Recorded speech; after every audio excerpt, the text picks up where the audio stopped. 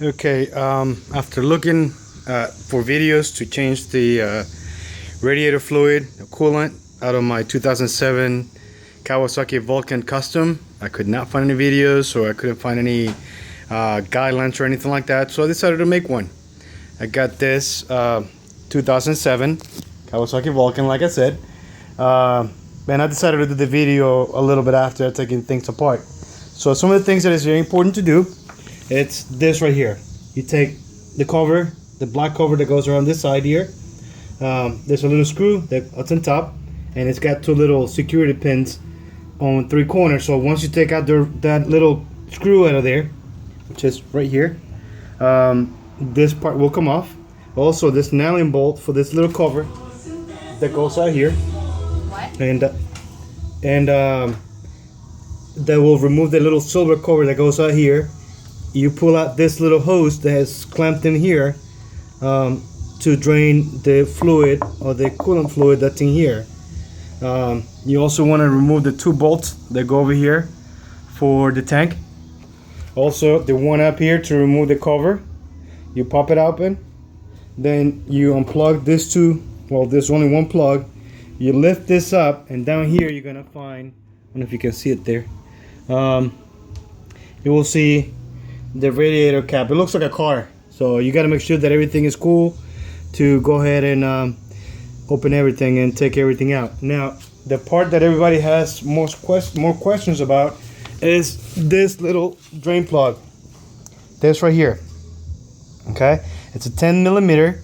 That's the drain plug for the radiator fluid to come out of the engine, because you're only gonna get a little bit out of that reservoir and taking the cap off of the thing. So I don't know if you can see it well, but it'll be right here, okay? And it's like somewhere up here. I can't see it here, but it's right here. Well, it's right in here, and pulled it off, and the fluid started coming up right away. So it's right in here. I don't know if you can see it, but it's right there. And voila, all the fluid will come out.